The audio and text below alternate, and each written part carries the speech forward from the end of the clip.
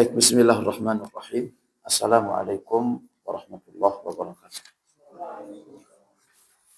Alhamdulillah, wassalatu wassalamu ala sayyidina Rasulillah sallallahu alaihi wasallam wa ala alihi wa ashabihi wa man walah ila yaumil qiyamah. Qala Allah Ta'ala ya ayyuhalladzina amanu taqullaha haqqa tuqatih wa la tamutunna illa wa antum muslimun.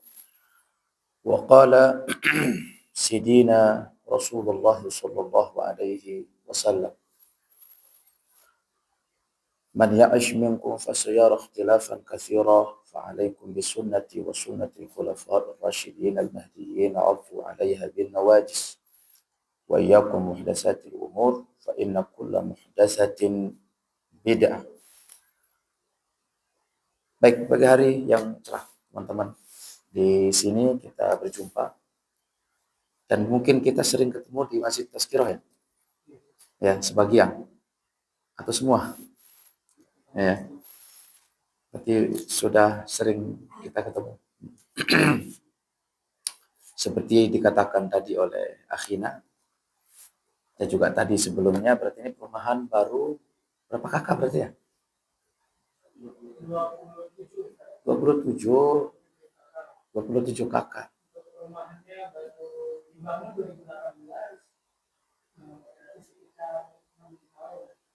Sekitar 6 tahun. Tapi baru ditempati setelah Ramadan.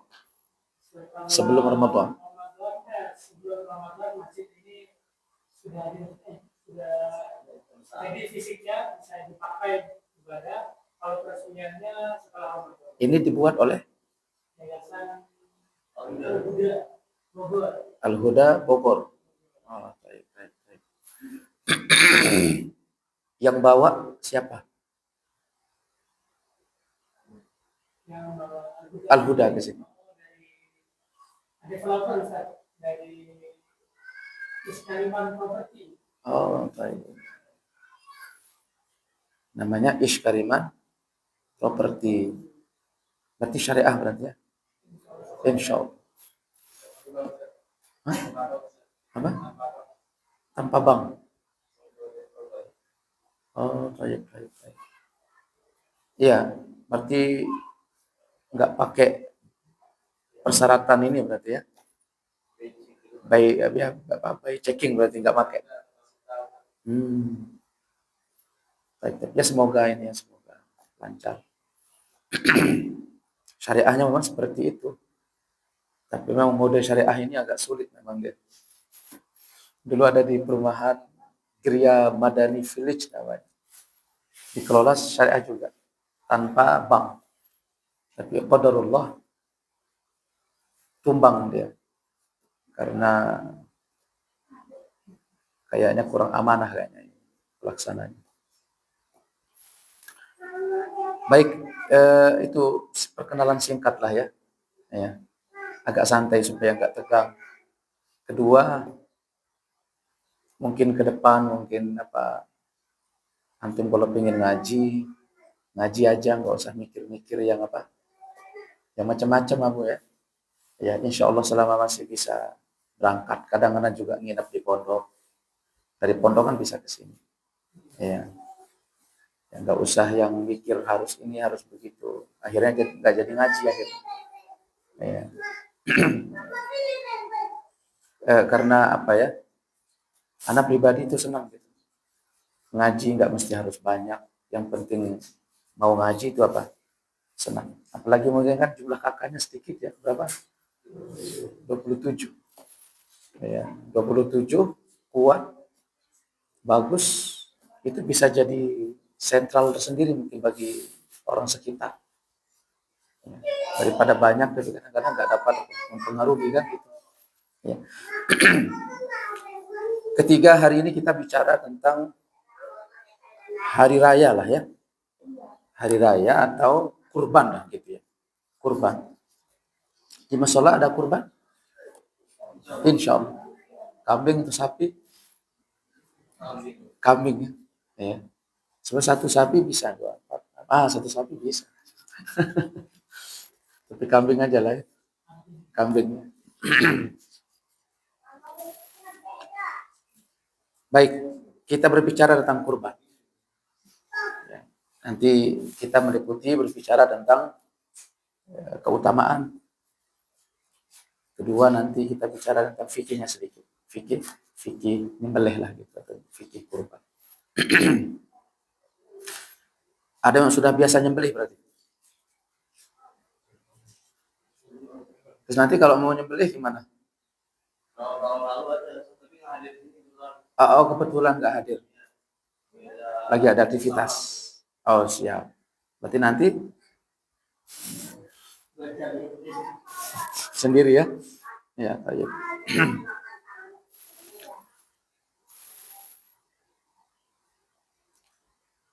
Kurban itu ya seperti yang antum tahu ya, menyembelih hewan kurban, kambing, sapi atau unta. Taqarruban ilallah. Ya, yang membedakan itu nanti niatnya untuk mendekatkan diri kepada Allah. Ya, untuk mendekatkan diri kepada Allah. Oleh karena itu kurban ini dia itu ibadah. Syekh Muhammad bin Abdul Wahab rahimahullah itu memasukkan zabah itu ibadah. Makanya seseorang tidak boleh dia berkurban niatnya untuk selain Allah. Maka ketika kurban ini diberikan kepada selain Allah ya hukumnya syirik. Itu syirik besar. Itu secara definisi. Kurban yaitu hewan yang disembelih di hari raya Idul Adha, kambing, sapi atau unta dengan niat untuk mendekatkan diri kepada Allah. Pendalilannya itu di suratul Kautsar. Allah berfirman, "Fashalli li rabbika wanhar." Salatlah engkau Muhammad untuk Tuhanmu dan berkurbanlah. Dan berkurbanlah. Ini di dalam surat apa? Fashalli li rabbika wanhar. Surat apa? Al-Kautsar. Surat Al-Kautsar. Suratnya sempurnanya ayatnya berbunyi apa? Inna a'tainaka kautsar. Fashalli li rabbika wanhar. Inna syani'aka huwal abtar. 3 ayat. Dan ayat ini satu pendalilan oleh Abu Hanifah atau Hanafiyah bahwa hukum berkurban itu wajib. Karena di dalam ayat ini itu menggunakan atau Allah menggunakan diksinya itu perintah. Fashalli li rabbika wanhar. Dan berkurban. Kata Hanafiyah bahwa hukum asal perintah itu wajib. Selama tidak ada dalil yang memalingkan dari makna perintah itu. Ya, kalaupun nanti ada hadis yang ketika Rasulullah apa? Ketika Rasulullah menyembelih. Lalu apa kata Rasulullah ketika menyembelih? Ini sembelihan dariku, dari keluargaku, dan dari umatku. Ini hadis siapa? Rasulullah. Nah, fokus dikit ya. Kalau di Al-Quran, Allah berfirman apa? Wanhar, berkurbanlah. Nah, Hanafiyah mengatakan ini hukumnya apa? Wajib. Wajib bagi yang apa? Mampu. Berarti kalau ada orang punya uang hari itu, seukuran untuk dia bisa beli hewan kurban, kemudian dia tidak melakukan, menurut Hanafiyah, dia berdosa. Ini berat ya. Kalau hadis Sayyidina tadi mengatakan apa? Ini kurbanku dariku, dari keluargaku, dari umatku. Nah, ketika perwakilan ini diwakilkan oleh Rasulullah dari umat, ini menunjukkan bahwasanya ini bukan apa? Wajib. Berarti ini hukumnya apa? Sunnah. Karena kalau dia wajib, tentunya kalimat Nabi nggak akan berbunyi seperti itu. Karena mestinya setiap orang itu wajib untuk apa? Berkurban. Ya, masing-masing wajib untuk berkurban. Nah, dari sini mayoritas ulama ahli fikih mengatakan bahwa berkurban ini hukumnya sunnah. Sunnahnya apa? Muakkadah. Sunnah yang sangat ditekankan. Karena banyak hadis juga Rasulullah mengatakan, siapa yang memiliki kemudahan, walam yudhahid, kemudian dia tidak berkurban, maka dia jangan sekali-kali mendekati aku punya masjid. Itu saking diancamnya oleh siapa? Rasulullah Shallallahu Alaihi Wasallam. Justru kalau Imam Abu Hanifah dan Hanafiyah, hadis yang tadi kita baca, itu pendukung kuat untuk ayatnya tadi. Artinya ketika orang dia punya harta, seukuran untuk dia bisa beli hewan kurban, kemudian dia tidak berkurban, maka dia berdosa. Nah, ini pengkajian yang agak kurang disentuh memang di masyarakat. Akhirnya saya lihat animo masyarakat untuk berkurban itu apa? Lemah. Bahkan mungkin ada penjual kambing, itu hanya menjual saja. Ya enggak? Kadang kita lihat di jalan raya, jual kambing, jual sapi, subhanallah. Tapi hanya untuk menghibahkan satu, untuk apa? Kurban, itu enggak ada. Ada Ustaz, yang saya kenal itu, ada yang tidak ada, seperti itu. Jadi dia hanya jual sapi, jual kambing, tapi tidak apa? Tidak berkurban. Itu subhanallah, memang di masyarakat kita animo untuk kurban ini apa? Lemah, padahal ibadah yang sangat apa? Luar biasa. Dan itu nas syar'i yang mengekskan langsung tentang ibadah apa? Kurban. Tapi luar biasanya justru sebaliknya. Di beberapa kegiatan-kegiatan yang notabene itu bukan waktu untuk itu. Misalkan maulid, Masya Allah itu kurban sapi, kurban kambing, betul atau tidak? Nah, kebalik akhirnya. Di waktu yang mesti dia berkurban, dia tidak kurban. Di waktu dia tidak mesti kurban, dia apa? Berkurban. Nah, karena ahlan Pak. Tafadhol. Nah ini kita katakan tadi apa? Berkurban ini animo masyarakat itu masih apa? Masih lemah. Dan ini satu ibadah yang betul-betul lemah di masyarakat kita. Bahkan ada mungkin di satu masjid itu nggak pernah kenal namanya apa. Kurbannya cuma hari raya, habis sholat hari raya pulang. Udah seperti itu. Makanya kalau saya lihat ya, isu kurban itu justru lebih apa ya? Lebih mencuat itu di kota. Daripada di antum kalau ke kampung. Jarang ada orang kurban itu di kampung. Ya itu ya kalau ada orang sadar ya paling sendiri-sendiri begitu. Tapi kalau di kota, subhanallah kalau di kota itu iuran, bahkan orang nabung, bahkan orang apa? Barengan untuk bagaimana bisa apa? Berkurban. Di sudut-sudut ini, orang kota bagi saya itu lebih unggul agamanya daripada orang kampung. Di sudut-sudut itu ya. Ya tentu semuanya ada minus, ada plus. Baik orang kota maupun orang kampung. Nah kalau kita di kampung itu memang lemah yang seperti itu. Kurban itu lemah. Beda dengan siapa? Di kota. Ya Allah kadang ada di kota itu satu masjid itu sapinya kadang 15, 20. Itu kurban. Yang di kampung itu jarang kita lihat yang seperti itu. Makanya berbahagialah orang kota ya. Makanya orang kota ini kan dia bisa berjibaku ibadah itu dengan harta yang tidak mungkin bisa didapatkan oleh orang siapa? Kampung, orang desa. Kampung. Nah, jadi tadi saya katakan bahwa ini salah satu sunnah. Maka orang yang berkurban di tengah-tengah orang yang jarang berkurban, itu bahkan dia akan mendapatkan pahala yang bukan hanya kurbannya, tetapi menghidupkan apa? Sunnah. Orang yang menghidupkan sunnah saat sunnah itu dimatikan di satu kampung, itu pahalanya seperti apa? 40 orang yang mati syahid. Allah itu. Makanya kalau kita misalkan ada kemampuan sedikit berkurban, bukan hanya untuk pamer, bukan. Tetapi dengan niat untuk sebagai gebiar orang untuk apa? Memancing orang untuk mau berkurban. Itu kalau orang melihat itu, mereka orang ikut berkurban atau sunnah itu jadi hidup, pahalanya 40 orang yang mati apa? Syahid. Itu antum meskipun nggak ikut perang itu cukup dengan apa? Seperti itu pahalanya sudah sebanding dengan orang yang mati Syahid. Belum lagi kalau kita saya bacakannya keutamaan orang yang apa? Berkorban. Ini satu hadis ini. Sayyidatuna Aisyah, Rasulullah bersabda, "Ma'amila adamiyun min amalin yawman nahri ahabba ila Allah min ihraqi dami."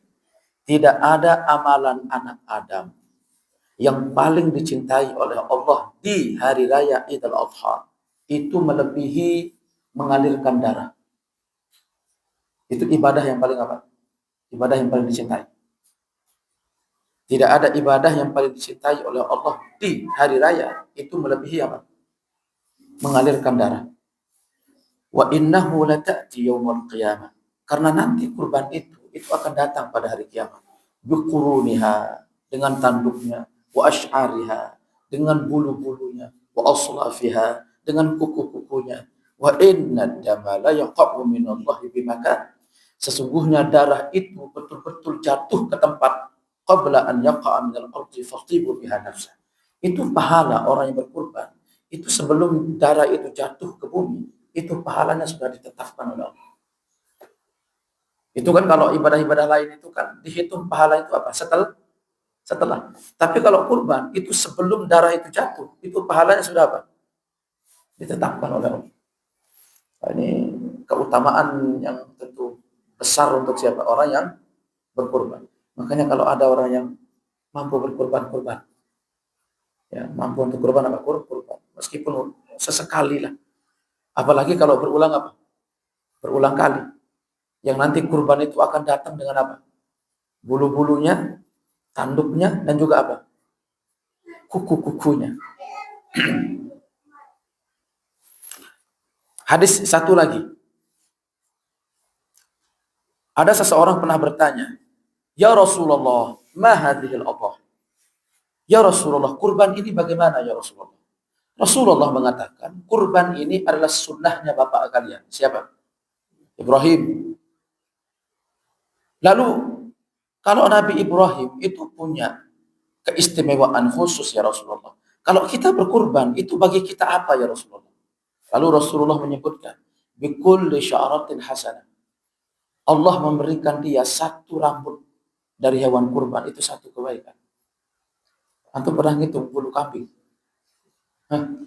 Itu satu kambing itu dihargakan oleh Allah dengan satu apa? Kebajikan. Antum nggak mungkin ada waktu lah untuk menghitung rambut apa? Kambing. Itu satu rambut itu. Kalau misalkan as-suf bikulli sya'ratin min as-sufi hasanah. Kalau dia misalkan apa namanya?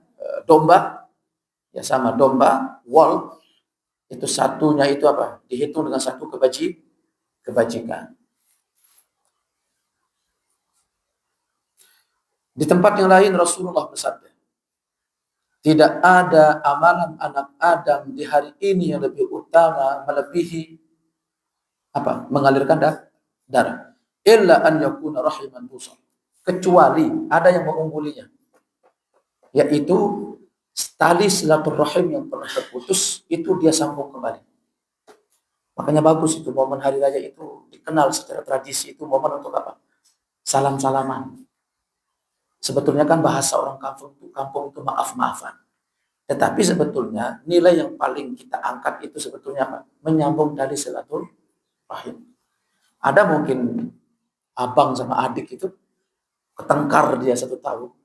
Dia nggak saling maafkan itu kecuali di bulan atau di hari raya. Amalan yang paling mulia di sisi Allah di hari raya Idul Adha itu menyembelih. Tetapi lebih mulia dari itu apa? Menyambung tali silaturahim. Karena memang begini teman-teman. Syariat berkurban itu bukan sekedar zahirnya yang dilihat. Tetapi itu adalah simbolik. Simbol apa? Simbol dari menyembelih hawa nafsu. Bagi orang yang punya harta, mudah bagi dia untuk berkurban, beli kambing atau beli apa? Sapi.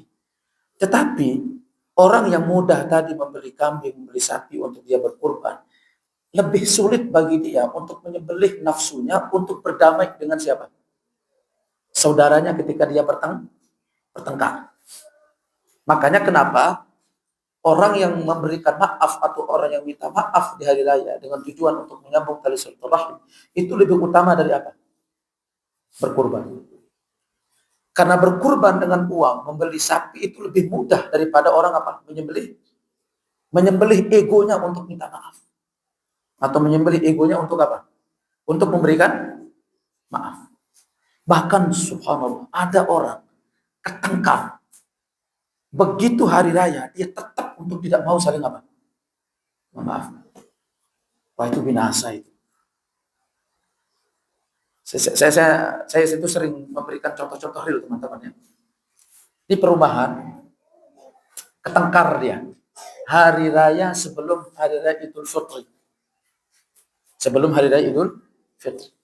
Di perumahan, biasanya pertengkaran itu nggak jauh-jauh itu. Biasanya tentang apa? Tentang taraweh. Antara taraweh 11 atau taraweh 23. Itu dimanapun perumahan, nanti kalau perumahan Mumtaz insya Allah janganlah tengkar masalah itu ya. Karena di sini ahli ilmu gitu. Jangan sampai terbawa terbawa oleh isu-isu sentimen pribadi, sentimen kelompok, akhirnya apa? Memicu untuk berpecah belah dengan satu hal yang sebetulnya masih bisa didudukkan secara apa? Secara ilmu. Tapi kami ini di perumahan yang jemaahnya tadi kumpul sholat jemaah itu begitu masuk Ramadan pecah. Hanya masalah sholat tarawih antara mau 20 atau 11. Padahal kalau kita mau mikir santai-santainya, taruhlah sekarang 11. Yang misalkan 20, kan dia bisa ikut 11. Nanti pulang dia nambah berapa? Sisanya. Atau misalkan yang 20, tinggal dia ikutnya 11. Setelah 11 dia pulang. Betul atau tidak? Betul. Tetapi kan di situ ada ego yang perang. Sentimen pribadi, mungkin antar tokoh dengan tokoh. Atau sentimen apa? Kelompok. Karena ada adu eksistensi kadang-kadang di mana? Di masjid. Makanya teman-teman ini penyakit kadang-kadang. Kadang kita mencela politik di luar, tetapi kadang-kadang kita juga terjebak dalam suasana politik dengan atas nama apa? Ibadah. Makanya saya di dalam konsep-konsep seperti itu teman-teman, itu ada satu hal yang perlu dikorbankan. Apa tadi? Ego. Makanya kalau dalam istilah kalau sudah terjadi pertikaian seperti itu harus ada ego yang dikorbankan demi untuk menjunjung satu nilai yang disepakati. Kalau misalkan tujuan orang berbeda itu untuk mencari kebenaran, akan pasti dapat dia. Tetapi kalau dia tujuannya berbeda itu untuk apa? Hanya perang urat dan hanya untuk menunjukkan eksistensi, berarti di situ hanya ada apa? Mengalahkan dan ada dikalah. Bukan lagi orientasi untuk mencari apa? Kebenaran. Saya kasih contoh lah masalah tadi yang sholat tarawih apa? 11 atau 20. Ya sebenarnya kan kalau kita mau kulik-kulik misalkan begitu, agak balik-balik belakang lah misalkan. Rasulullah dulu sholatnya berapa?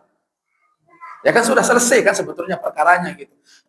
Kalau masalah yang 12 kemudian istihad para ulama boleh 20, kan bisa di branding bareng gitu loh.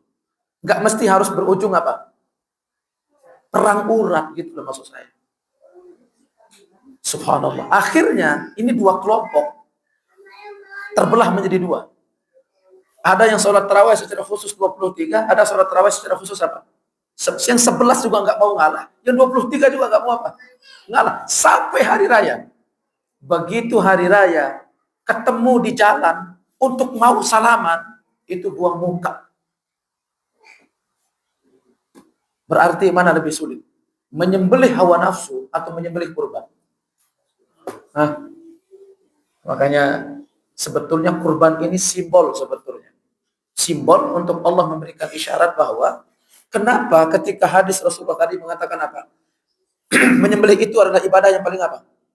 Agung. Tetapi ada yang lebih agung. Itu apa? Menyambung tali silaturahim.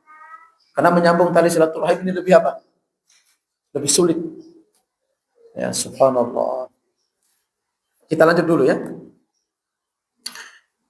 Hadis lagi yang satu. Ya Fatimah, Rasulullah pernah bersabda begini, wahai Fatimah, qumi ila udhiyatiki fashhadiha. Kamu bangun, lihat kurbanmu. Berarti di sini Fatimah anak Nabi sallallahu kurban atau tidak? Kurban atau tidak? Kurban. Nah, baik. Ya kalau kurban pertama nggak apa-apa. Yang pertama dulu kurban nanti suami. Kalau ibu di belakangnya. Yang kurban siapa? Suami. Karena suami ini kepala yang nanti pahalanya itu bisa ngikut itu. Anak-anak, istri, keluarga, dan juga keluarga. Baik yang masih hidup maupun yang sudah meninggal. Tetapi kalau memang sudah yang kedua kali, itu ketiga kali, boleh dia berpindah kemana? Ke anak, misalkan atas nama khusus. Atau misalkan ke istri atas nama khusus. Karena saya pernah dengar waktu itu ada fatwa. Tidak boleh, harus atas nama siapa? Suami gitu. Agak saya lihat kayaknya agak terburu-buru gitu. Agak terburu-buru. Kata Sayyidina, apa kata Rasulullah? Ya Fatimah, kamu lihat itu kurban. Fa inna laki bi kulli qatratin taqturu min damiha an yughfar laki ma salafa min dzunub. Kamu saksikan kurban. Karena setiap tetes darah yang jatuh dari kurban itu, setiap tetesnya itu ada dosa yang Allah ampuni dari setiap tetes. Kalau tadi setiap rambut itu ada satu pahala. Ini setiap tetes dari kurban itu Allah ampuni dosa setiap apa? Tetes. Antum masih mau nggak mau kurban? Jadi kita sebetulnya disediakan banyak apa? Alternatif begitu. Untuk memperbanyak amal soleh, untuk menghapus apa? Kesalahan. Dengan begitu mudah, uang 3 juta. Yang insya Allah sebetulnya gajian sekali dua kali bisa tutup kok nanti itu sebetulnya gitu kalau kita mau. Kan begitu sebetulnya. Yang kita dengan itu nanti bisa apa? Bisa nutup dosa dan juga sekaligus bisa meraih apa? Pahala gitu. Tetapi sudut pandang ini itu gak besar dilihat oleh orang. Lebih besar 3 juta, lebih takut 3 juta itu kurang 100 ribu jadi berapa? 2.900.000. Apalagi kalau misalkan kita pakai angka-angkaan. Kalau kambing kan bisa kita mulai kurban di usia berapa? Minimal kambing itu berapa tahun? Nah, 6 bulan kan? Dari 6 bulan kan? Dari 6 bulan ke berapa? Ke 1 tahun. Kemudian nanti sapi berapa? 2 dari 2 itu. Sampai ke 5. Kemudian nanti unta berapa tahun? 5 tahun. Sekarang saya tanya, antum cari domba usia 6 bulan. Berapa harganya itu? Hah? 1,1 juta setengah. Itu untuk 6 bulan ya. Tapi jangan terlalu lepas lah ya karena kita takut. 7 bulan lah. 7 bulan. Berapa 1 juta? 1,5 juta. Subhanallah. Dengan 1,5 juta kita dapat 1 rambut per setiap 1 rambut pahala dan 1 tetes dosa, 1 tetes darah itu 1 tetes apa? Dosa. Nah, tokoh-tokoh agama itu kurang menyentuh di aspek itu. Makanya sangat perlu begitu untuk masyarakat mendengarkan sabda-sabda nabinya tentang apa? Kurban. Agar masyarakat itu tahu ilmunya, kurban itu kapan dan pahalanya itu bagaimana. Karena saya lihat juga kedua, sebagian kita itu memproyeksi kurban. Bahasa saya apa?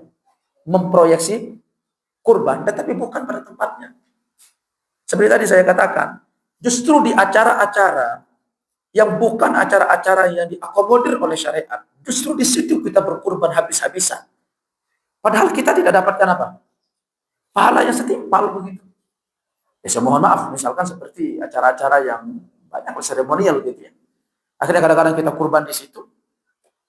Kadang-kadang di situ tokohnya ngasih motivasi kurban. Tetapi begitu datang hari raya, tidak ada apa? Kurban. Ini sebuah fenomena yang kita lihat. Jadi ada memang, mau tidak mau kita harus jujur mengatakan. Ada part-part agama, itu kadang-kadang menjadi proyek apa? Yang diproyeksi oleh sebagian apa? Orang. Atau lenturnya hati masyarakat, mudah untuk berkurban. Kadang-kadang dimanfaatkan, tetapi bukan pada tempat. Nah ini baik kritik sosial maupun kritik agama itu perlu untuk disampaikan. Makanya masyarakat perlu untuk mendapatkan apa? Dia berhak untuk mendapatkan informasi secara apa? Utuh. Agar betul-betul dia itu ketika lenturnya hati, mudah dia berkurban, itu tepat sasarannya dan tepat waktunya. Agar dia tepat mendapatkan apa? Keuntungan dari Allah. Dari Allah. Nah, tadi apa kata Sayyidina? Setiap tetesan darahnya itu apa? Ada pengampunan dosa. Lalu Fatimah anak Nabi itu nanya, "Ya Rasulullah, alana khassatan ahlal bait?" Apakah keutamaan ini khusus untuk kita ahlul bait atau untuk kaum muslimin? Apa kata Rasulullah? Ballana walil muslimin. Ini untuk kita juga untuk siapa? Kaum muslimin. Maksudnya hadis ini ada dua. Apakah kurban yang tadi dilakukan itu apakah untuk ahlul bait saja ataukah untuk kaum muslimin? Ada yang mengatakan bahwasanya kurbannya Rasulullah itu juga untuk siapa? Kaum muslimin. Berarti pengampunan dosa di situ juga untuk siapa? Semua kaum muslimin, meskipun dia tidak apa? Berkorban. Atau kedua, maksudnya pahala ini itu berlaku bukan hanya untuk ahlul bait, tetapi juga berlaku untuk siapa? Kaum muslimin. Artinya siapapun berkorban dia berhak untuk memperoleh apa? Pahala itu. Nah, ini satu hadis lagi ya. Imam Abul Qasim Al-Asbahani. Beliau meriwayatkan satu hadis dari Ali. Bahwasanya Rasulullah SAW bersabda dengan redaksi yang ditambah ya. Ya Rasulullah atau ya Fatimah, kamu lihat sana apa namanya kurbanmu disembelih. Karena bagi engkau itu setiap tetesan darah itu apa? Pengampunan dosa.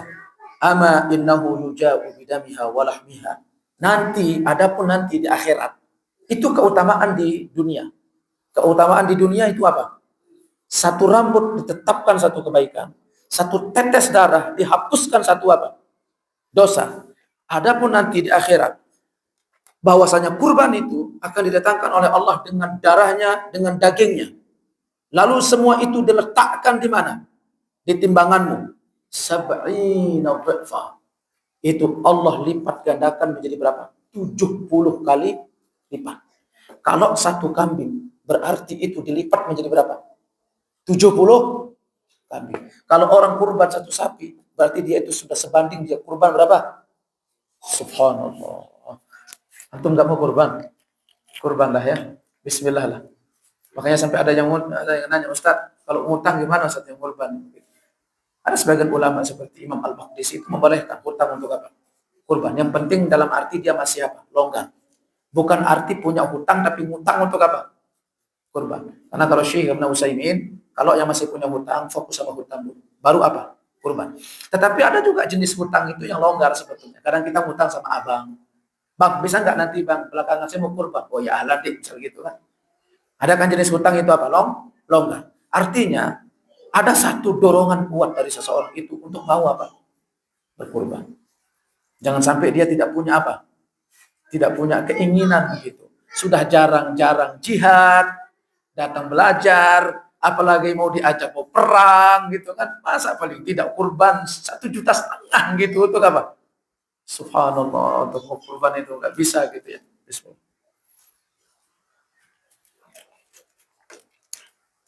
Ini anak nggak, antum puasa ya? Anak nggak puasa ya? Ya. Soalnya ini apa namanya? Radang, Abu. Antum mau hadis lagi nggak? Ya. Berapa kali? Berapa lipat? 70 kali. Karena memang itulah keistimewaan umat Nabi Muhammad.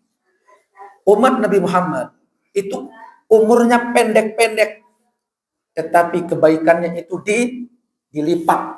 Nah, itu keistimewaan umat Rasulullah. Kalau dulu umurnya panjang-panjang, tetapi kebajikannya itu apa? Dibalas dengan apa? Sedikit. Makanya Rasulullah pernah bersabda, apa kata Sidna? Perumpamaan kalian masalukum wa masalu man kana qablakum. Perumpamaan kalian dengan orang sebelum kalian, Yahudi sama Nasrani. Itu seperti orang memperkerjakan pekerja. Ada yang kerja dari pagi sampai siang. Ada yang kerja dari siang sampai sore. ada yang kerja dari sore sampai menjelang terbenam matahari. Yang dari pagi sampai siang itu Yahudi. Dari pagi sampai siang berapa jam itu? Berapa? 6 jam. 6 jam Bu ya. Kalau antum kerja nyekloknya dari jam 8 beda lagi. Kalau dengan orang yang nyeklok dari jam berapa? Jam 6, jam 5 itu beda lagi. Kalau misalkan dari jam 5 sampai jam siang itu berapa jam itu? 8. Nyeklok itu dari pagi sampai apa? Siang. Itu dari subuh ke siang. Kita sholat subuh jam berapa? Jam 5 lah tadi ya, jam 5 sampai siang. 8 jam. Dikasih oleh Allah 1 qiraat. 1 pahala gitu. Ya. Satu upah gitu.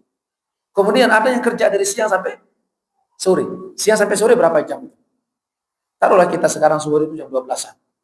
Sore sekarang jam 4. Ya setengah 4 lah ya. Jam 4 lah. Berapa jam itu? 4 jam. Nasoro. Dia juga dikasih berapa? 1. Kemudian ada yang kerja dari sore sampai sebelum terbenam matahari. Bukan sampai maghrib, bukan. Sampai sebelum terbenam matahari. Sekarang kalau dari sore ke maghrib itu berapa jam, Bu? Berapa tinggal? Ya 2 jam lah ya. Iya. Itu dia dikasih 2 pahala. Dan itulah siapa? Umat Islam. Dan inilah keistimewaan umatnya siapa? Rasulullah. Makanya kita kalau nggak merespon itu dengan baik-baik, binasa kita teman-teman. Saya kasih antum satu contoh. Misalkan saya sering menawarkan alternatif ini di setiap kajian. Mungkin antum sering dengar ini alternatif ini. Ada orang misalkan apa? Sholat tahajud. Sholat tahajud jam 3 itu kan sulit kita. Sholat tahajud itu. Malas kita jam berapa? Jam 3. Tetapi sholat tahajud jam 3 itu bisa diganti dengan sholat subuh berjamaah di mana? Pahalanya maksudnya ya. Bukan kadarnya, bukan nilainya. Karena emas yang 5 gram, sama-sama 5 gram. Tetapi karatnya berbeda. Itu nilainya berbeda atau tidak? Itu yang saya maksud. Adapun secara gramnya sama. 5 gram, 5 gram. Tetapi ketika karatnya berbeda, harganya sama atau tidak? Beda. Kalaupun mungkin secara nilai apa? Sama, 5 gram, 5 gram. Seperti itulah perumpamaan. Jadi saya ingin katakan begini. Teman-teman, paling tidak di standar minimal, ketika kita mungkin balas untuk sholat tahajud, paling tidak itu apa? Sholat subuhnya di mana? Di masjid, jangan di rumah. Karena kata Sayyidina Rasulullah mengatakan apa? Orang yang sholat subuh berjamaah di masjid, itu dia sudah seperti orang yang menghidupkan satu malam apa? Suntuk. Dia tidak tahajud, tetapi dia dihitung apa? Tahajud. Tetapi tentu nggak samalah dengan orang yang bangun sholat apa? Tahajud. Secara karatnya tadi itu apa? Berbeda. Kalau kita mungkin karat-karat berapa kalau kita? Kalau kita yang berkarat gitu ya. Ya, kalau dia ini mungkin karatnya tinggi gitu ya. Ya. Yang sholat isya berjamaah di masjid, maka dia sudah dihitung menghidupkan satu malam suntuk. Subhanallah. Jadi alternatif agama itu kadang-kadang kita diberikan, kalau kamu nggak bisa di sini ya sudah pilih di sini. Kamu nggak bisa lagi, ya udah pilih lagi di sini. Kamu nggak bisa lagi, pilih lagi di sini. Bayangkan kalau misalkan seperti puasa Ramadan. Setelah puasa Ramadan ada puasa sunnah apa? Syawal. Yang puasa sunnah Syawal itu pahalanya sama seperti puasa 1 tahun penuh. 1 tahun penuh. Antum kan nggak biasa tuh puasa Senin Kemis, enggak Bu. Tapi paling tidaklah Syawal 6 hari dipaksa. Yang itu dibanding oleh Allah dengan pahalanya berapa? 1 tahun. Tapi celakanya kita tuh begini teman-teman. Kita nggak di sini, nggak di sini, nggak di sini, nggak di sini. Keluar dari batas apa? Minimal. Akhirnya kita mau dikasih permakluman oleh Allah itu kadang-kadang nggak ada alasan. Memang kita ini apa? Malas memang gitu. Subhanallah. Nah jadi kalau kita misalkan beristighfar, minta ampun kepada Allah jarang-jarang, apalagi kita kan sibuk kerja, ya enggak Bu? Ya mungkin kadang sholat terus kadang assalamualaikum, assalamualaikum, gitu langsung ke mana?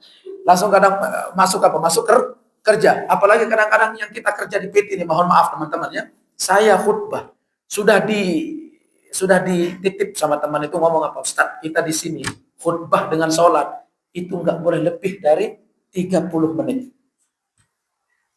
Berarti khutbah berapa? Ya 15, sholat berapa? 15. Itu masih mending. Saya pernah sholat. Khutbah Ustaz, jangan lebih dari 25 menit. Itu anak khutbah bapak saya khutbah. Itu teman-teman, saya khutbah. Saya bilang bapak ya, masih muda. Itu lagi khutbah, itu ada orang lagi makan. Innal hamdalillah, makan dia. Ada yang lagi minum, ada yang lagi makan. Karena teman-teman itu nggak punya waktu. Karena kalau dia 30 menit itu istirahat plus sholat plus khutbah. Jadi mau tidak mau dia harus untuk untuk memotong waktu ibadah itu dengan makan terlebih dahulu agar nanti setelah dia sholat dia bisa langsung apa? Kerja. Bayangkan teman-teman. Hah? Artinya untuk ibadah itu kita sudah korting, betul atau tidak? Ya paling tidak lah, makanya dan untuk kita menebus kortingan itu paling tidak begitu kita gajian itu apa? Ada nilai yang kita berikan untuk agama. Sebagai bentuk tebusan kita kepada siapa? Kepada Allah. Sebagai bentuk menyesalnya ke siapa? Kita. Ya tapi kan kita kan begitu. Begitu lihat angka, aduh semua itu kebayang udah setoran, pokoknya pergi ngajak anak-anak kemana gitu kan. Sebetulnya bisa ditunda dulu ke Dufan, itu bisa ditunda dulu lah. Bisa nanti kayak bulan ke depan, kan begitu. Bagi saya begitu. Bagi orang yang mau berpikir. Karena memang begini teman-teman, kalau tidak dipaksa, itu kadang-kadang apa? Yang padahal pemaksaan itu sangat penting kalau mungkin kita sekali melakukannya. Seperti tadi misalkan, puasa apa?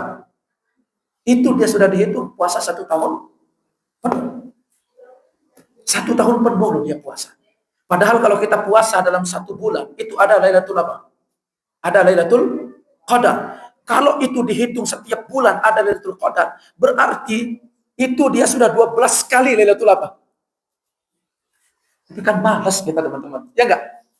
Nah, jadi saya sengaja berpikir, karena orang kota itu senang berpikir dengan angka.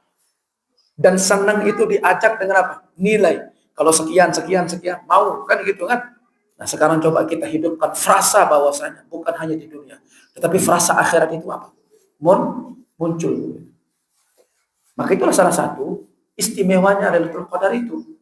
Itu kan Rasulullah kan ceritanya lagi mimpi itu Rasulullah. Lagi mimpi bahwasanya umat itu pendek-pendek umurnya.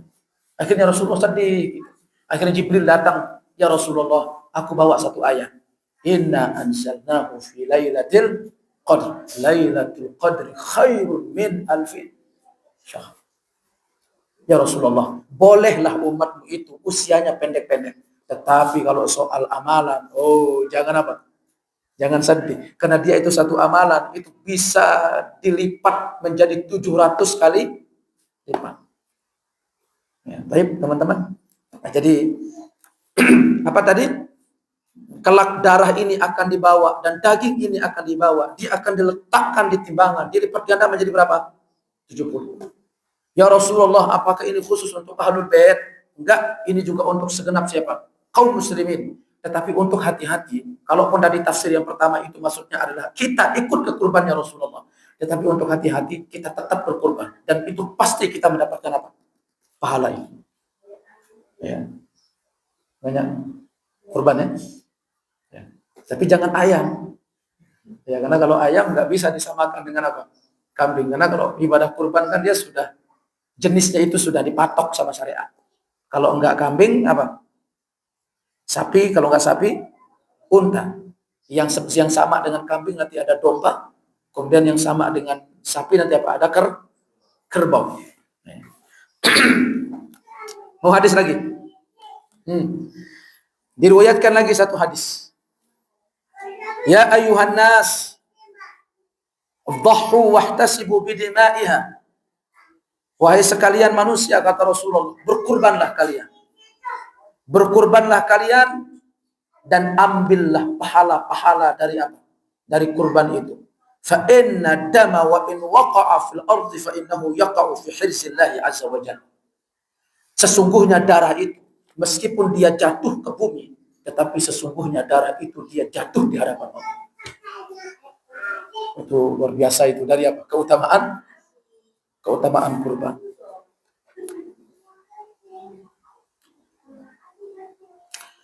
Dan juga Hasan ibn Ali riwayat beliau berkata, qala Rasulullah sallallahu alaihi wasallam, man dhaha tayyibatan nafsuhu, siapa yang berkurban karena ikhlas. Ingat ini tapi ya, ikhlas.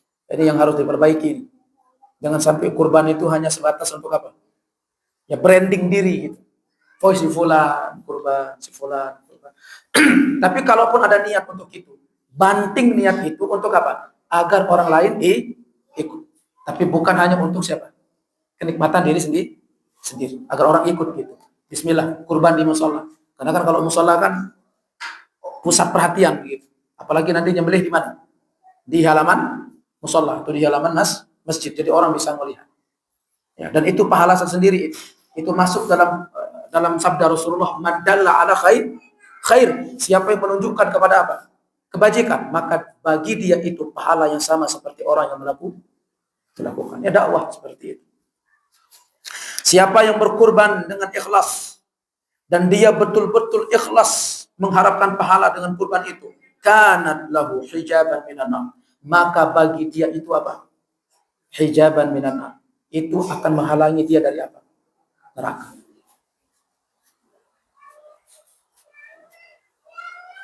Ada kemudian terakhir sabda Rasulullah SAW, man wajada sa'atan la an yudhhiya falam yudhhi, siapa yang mendapati keluasan harta untuk dia berkurban kemudian dia tidak berkurban, falam yahdhur musallana, maka jangan sekali-kali dia apa? Hadir ke masjid kami ini, Masjid Nabawi. Itu langsung diusir sama Rasulullah. Orang yang punya harta tetapi dia tidak apa? Kurban. Mau kita pakai praktek ini. Pak, kurban Pak. Enggak, jangan sholat di sini. Bisa? Ya Allah, seperti itulah Rasulullah SAW untuk memotivasi orang untuk apa? Berkurban. Nah, baik teman-teman. Nah ini keutamaan apa? Keutamaan kurban. Yang tadi sebelumnya kita katakan di suratul Kautsar, makanya Allah berfirman, "Fasholli li rabbika wanhar." Nah, jadi kalau teman-teman lihat di suratul Kautsar. Surat Kautsar tadi berapa ayatnya? 3. Dan 3 ayat ini kata para ulama tafsir sekaligus untuk menjelaskan tingkatan pengorbanan seorang hamba atau tingkatan apa ya kalau saya katakannya tingkatan pengorbanan seorang hamba, tingkatan kebaikan seorang hamba. Tingkatan yang paling pertama disebut bagian terakhir, fasholli li rabbika wanhar. Salatlah untuk Tuhanmu dan berkurbanlah. Dan berkurbanlah ini tingkatan yang pertama. Sebelum kita naik ke tingkatan yang keberapa? Yang ketiga. Untuk naik ke tingkatan kedua, naik ke tingkatan ketiga, itu tidak bisa antum lakukan kecuali dengan simbol tadi. Menyembelih apa tadi? Nah, jadi menyembelih kurban itu adalah menyembelih kertas, menyembelih uang, menyembelih ketergantungan diri kepada apa? Harta. Karena orang tidak akan bisa naik ke ayat fasholli, itu yang keberapa? 2. Karena rata-rata umum orang untuk dia malas sholat, yang sering memperlambatkan dia dari sholat jamaah, itu karena apa? Karena dunia, karena harta. Makanya Allah mengatakan fasholli wanhar, kamu sembelih dulu itu kertas itu, kamu sembelih dulu itu emas itu, kamu sembelih dulu perak itu, kamu sembelih dulu harta itu, baru kamu akan bisa naik kemana? Kedua. Tapi kalau orang obsesinya hanya di sini, ya jangan heran. Makanya orang kafir ketika obsesinya itu dunia, kenal namanya sholat, dia nggak kenal namanya sholat. Dan seorang muslim obsesi kepada sholatnya itu sesuai dengan sebesar apa obsesi dia kepada apa.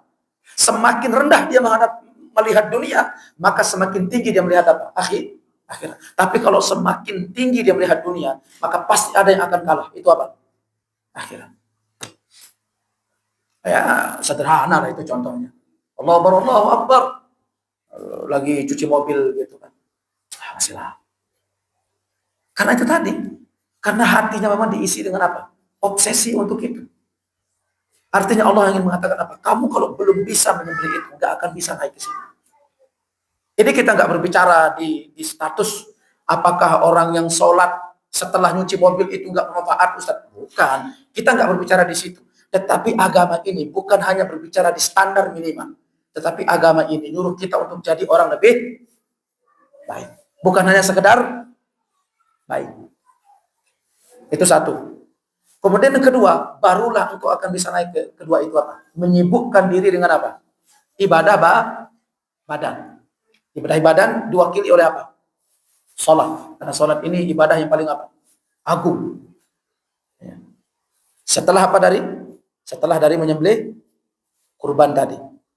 Simbolik untuk apa? Menyembelih dunia. Menyembelih nafsu. Menyembelih syahwat. Nah, yang kemarin di kajian kita di Tazkirah itu kan, saya bilang apa? Ibadah terbesar itu adalah ibadah yang mengundang apa? Kesabaran. Bukan ibadah yang mengundang apa? Kemudahan. Itu tadi, jangan samakan antara nilai, jangan samakan antara apa namanya? Antara pahala dengan, jangan samakan antara nilai dengan kadar. Antara 5 dengan karat dari 10 dengan 5 dari karat yang 9 itu lebih berkadar mana? Ya karat yang berapa? Yang 9. Mana lebih bagus, Bu? Karat 9 atau karat 10? Karat 10. Meskipun mungkin gramnya apa? Sama. Karena ibadah itu semakin dia dilakukan dengan sulit. Contoh misalkan, aduh kurban gak ya Allah ya? Kurban gak gitu. Ini kemarin tuh ada rencana nih beli HP nih. Ada HP rencana nih. Istri mungkin udah tahun-tahun itu pengen banget beli apa? HP. Kemudian kebetulan HP-nya iPhone gitu kan.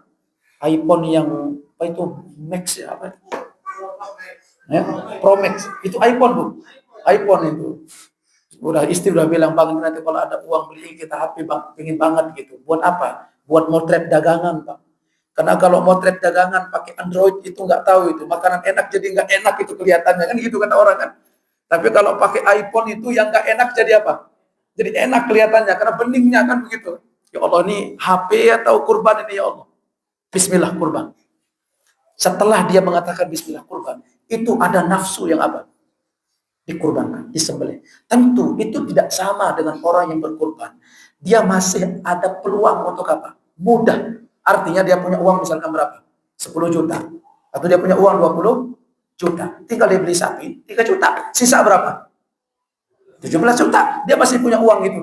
Sisa untuk apa? Hidup bersama siapa? Keluarga. Tidak sama dengan orang yang tadi mengorbankan perasaan untuk apa? Itulah tadi saya katakan, karatnya itu dengan emas 5 gram, dengan karatnya 9 sama 10. Itu apa? Itu beda saja. Barakallahu fiik, teman-teman. Makanya Rasulullah bersabda ketika tentang sedekah, orang yang kesulitan bersedekah, orang yang miskin sedekah, itu versi sedekah terbaik. Apa kata Rasulullah? Juhdun mukil, yaitu apa? Sedekahnya orang yang dalam keadaan apa? Sedih. Kemudian apa? Wasirrun ila fakir, dan sedekah yang diberikan secara sembunyi-sembunyi kepada orang fakir. Karena orang kaya itu kalau sedekah, obsesi terbesar orang kaya sedekah itu ingin dilihat atau sembunyi-sembunyi. Orang kalau sedekah banyak, biasanya obsesi yang paling depan muncul itu ingin didengar atau ingin ditahu, ingin dilihat atau sembunyi-sembunyi. Itu biasanya ada rasa sedikit itu. Apalagi kalau mau sedekah 1 M misal gitu kan. Wah disayang ini kalau orang apa enggak tahu misal begitu kan. Iya, makanya kalau tadi orang miskin itu bisa berlaga dengan orang kaya, bersedekah, potong uang belanja anak saat keadaan sulit, itu bisa jadi sedekah kita lebih baik daripada siapa orang kaya. Tapi orang kaya bisa berlaga dengan orang miskin. Dengan cara apa? Kamu sedekah yang banyak, tetapi sembunyi-sembunyi. Kamu datang ke orang yang miskin, ketuk pintunya, datang ke anak yatim, berikan. Gak ada yang tahu kecuali siapa? Dia, Allah, dan diri Jadi setelah itu tutup. Moga-moga yang sedekah yang tadi betul-betul sekali kita sembunyi-sembunyi. Moga-moga itu pahalanya. Kemudian yang paling apa? Ikhlas. Baik.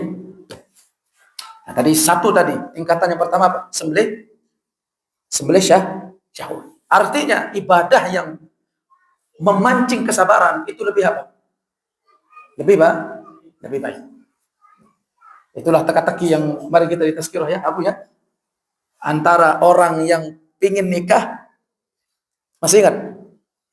Orang yang pingin nikah, tinggal dia melihat sekarang, kepingin dia menikah ini, itu dia tahan, sabar, tapi bukan berzina tapi ya, bukan kalau dia misalkan tahan nikah misalnya gitu, enggak jadi nikah, tapi dengan zina misalnya gitu, wah itu enggak boleh kalau itu kan itu membanting dari kebaikan menuju keburukan, tapi dia sabar, dia tahan. Kemudian dia banting untuk yang lain, misalkan apa, belajar, sibuk belajar, baca kitab, misalkan hafal Quran, bisa. Dengan anak muda, dia tetap memilih menyalurkan syahwatnya, nikah halal, nikmat. Yang tadinya anak di sini, dia menahan dulu untuk dari menikah, sabar, dengan di situ menyalurkan syahwat apa? Nikmat. Kalau kita pakai format yang tadi, tentu mana lebih berkarat nilainya? Yang bersabar. Innama yuwaffas sabiruna ajrahum bighairi hisab. Ya, karena sesungguhnya Allah menyempurnakan pahala orang yang bersabar hingga nilainya itu tidak terhingga. Itulah kenapa pahala puasa itu diistimewakan oleh siapa? Allah. Karena kita menahan diri dari sesuatu yang halal. Yang tadinya kita boleh colek-colek siapa? Istri, tetapi di Ramadan itu apa? Tidak boleh. Makanya orang yang di siang hari colek-colek istri, meskipun mungkin tidak batal, tidak sampai batal, tentu tidak sama dengan orang yang menjauhi istrinya secara total ketika di mana? Di bulan suci Ramadan. Makanya Allah mengatakan apa?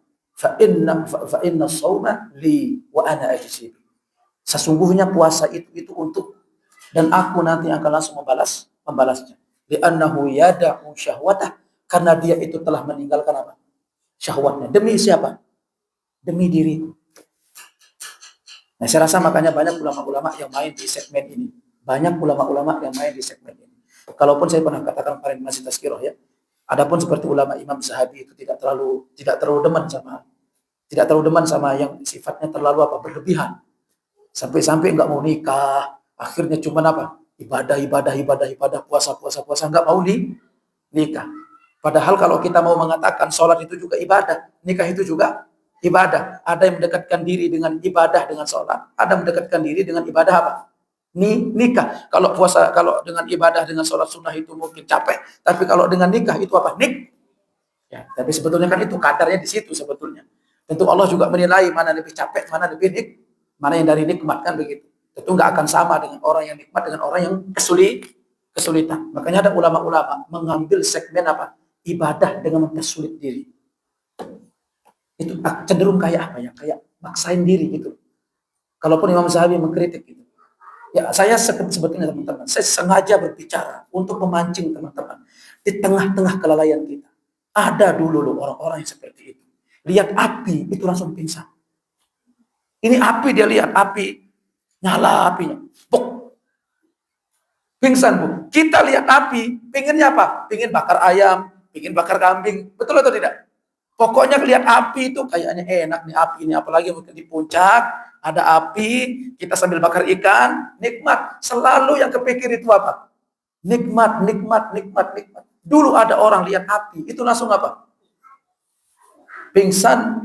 Kemudian dia bakar dirinya, kemudian dia ngomong sendiri, wahai tangan, kalau api di dunia saja kamu tidak tahan untuk menahan panasnya, jangan kamu macam-macam untuk kamu bisa tahan dari panasnya api apa? Neraka. Jadi begitu dia lihat api itu yang dia bayangkan itu apa? Neraka jahanam. Yang dulu juga masih antum ingat kisah orang yang pulang dari masjid, kemudian ditutupkan pintu sama istrinya. Ingat bu? Kenapa waktu itu? Karena kebayang ketika dia ditutup rumahnya itu, sekian per second tidak dibuka pintu itu, Dia berkhayalnya itu surga seperti itu. Ya Allah, gimana ceritanya saya sangat ingin masuk surga, tetapi Allah tahan pintunya itu untuk kebuka sekian apa? 10 detik.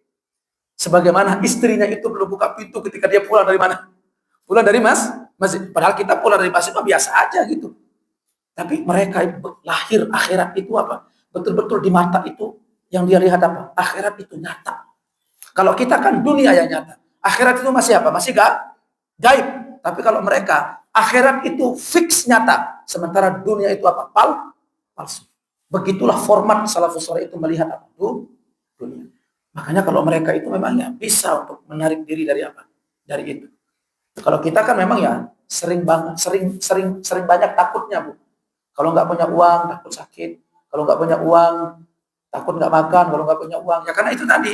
Karena seolah-olah yang real itu apa? Dunia.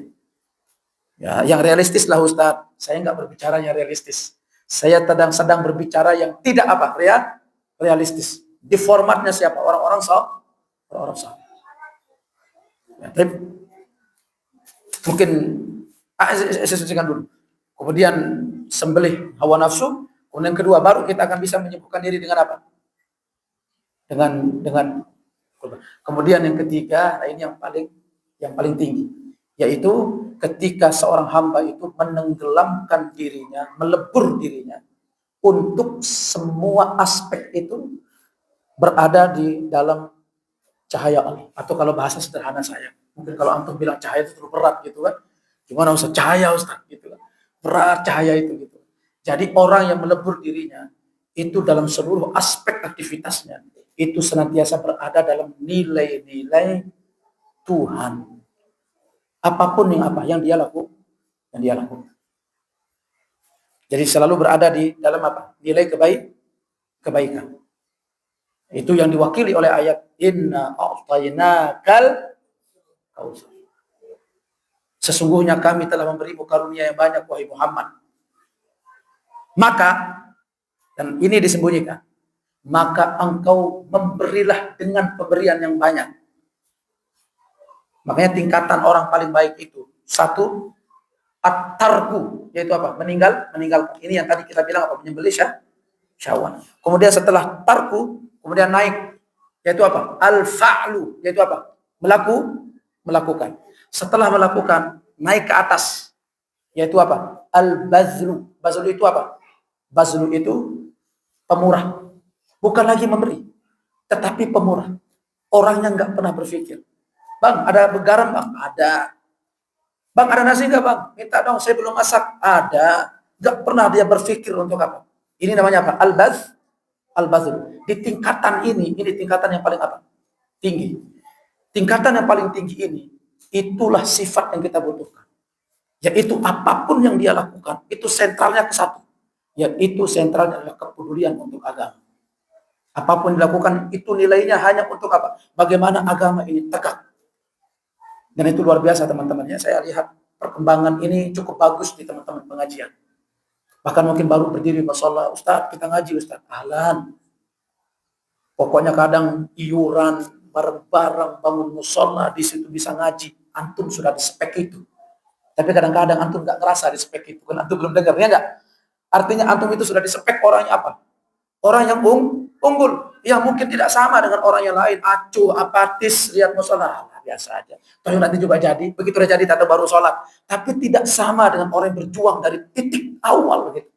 Semen dia beli kadang-kadang, kadang-kadang dia korban uangnya sendiri untuk bagaimana musola itu berdiri.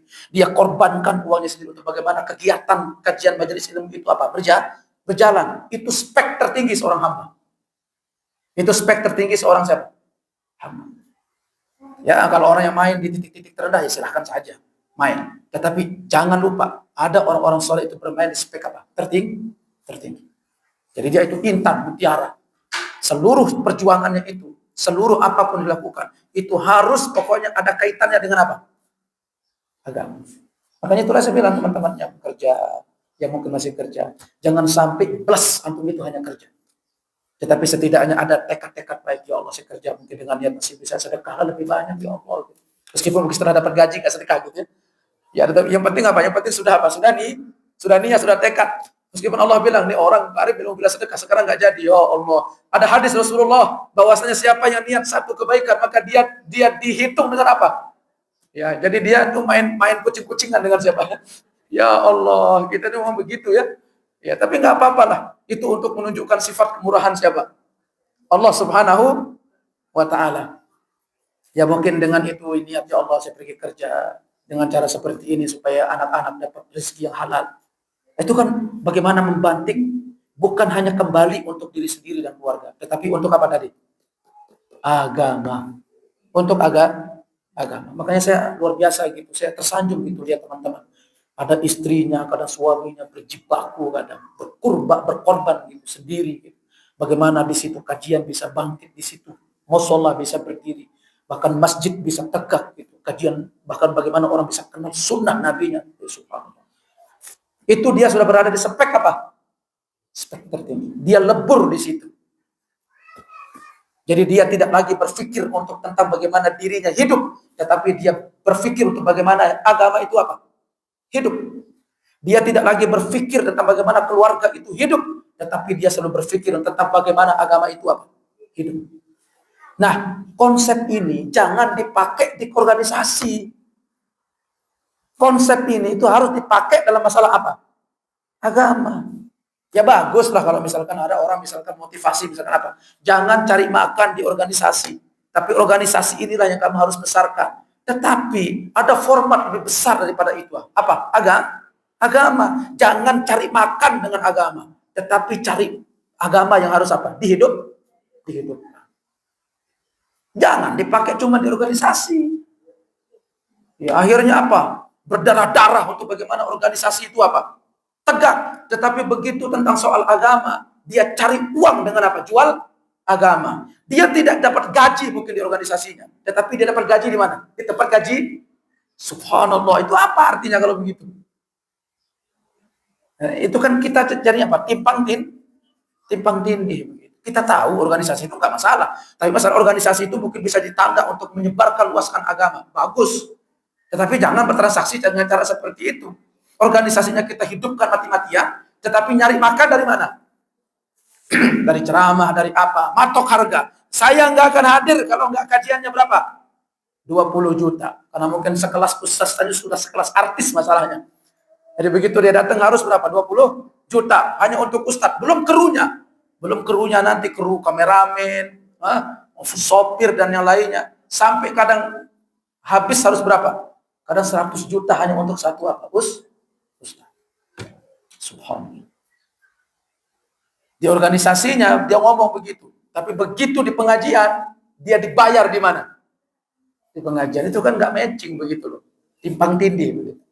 Nah, maka spek tertinggi seorang hamba itu apa? Bagaimana selalu dia berpikir tentang apa? Agama Allah, agama Allah. Jam berapa Bu? 9.30.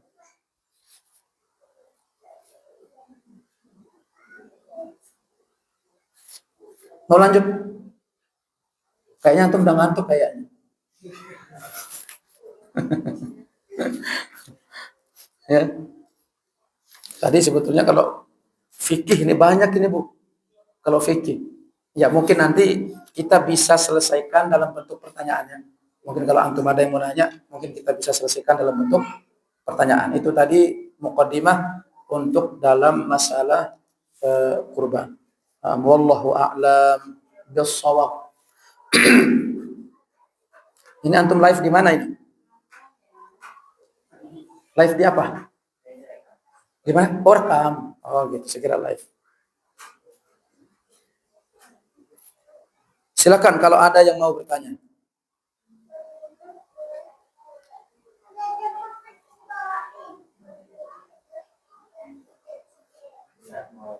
Silakan. Waalaikumsalam warahmatullahi.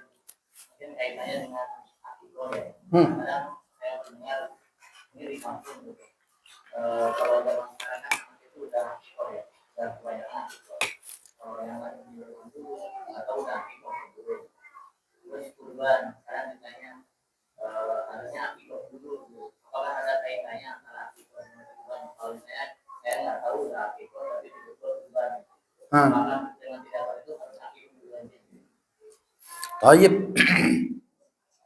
Kalimat kata harusnya itu mestinya dihindari oleh orang yang tidak di spesialis itu ya. Itu satu itu. Karena kadang-kadang orang kampung tuh kadang juga kalau ngasih sesuatu kayak orang berfatwa gitu, harusnya gitu. Jadi kayak wajib gitu ya diikuti gitu. Kenapa? Oh, sedih dia. Iya. Iya, satu, hindari kalimat apa? Harusnya, kecuali oleh orang yang spesialis di bidang itu. Maksudnya yang paham hukum lah untuk itu. Jadi satu, menghindari kata harusnya. Kedua, ibadah itu mendesak untuk dilakukan. Itu disesuaikan dengan sempit dan luasnya waktu. Ini antum ingat-ingat betul ini, kalau bisa antum catat. Mendesaknya ibadah sunnah dilakukan. Itu juga disesuaikan dengan sempit dan luasnya apa? Waktu pelaksanaan. Contoh misalkan antum ketemu dengan hari kurban, hari raya Idul Adha. Antum pakai kaidah ini. Bertubruklah dengan apa? Dengan tubruk sama akekah, dengan kurban. Sekarang saya tanya, yang paling sempit pelaksanaannya, yang paling mendesak pelaksanaannya secara waktu pelaksanaan, kurban atau akekah? Kurban. Nah, berarti dengan kaidah yang tadi, berarti antum mana lebih dahulu kan? Berkurban.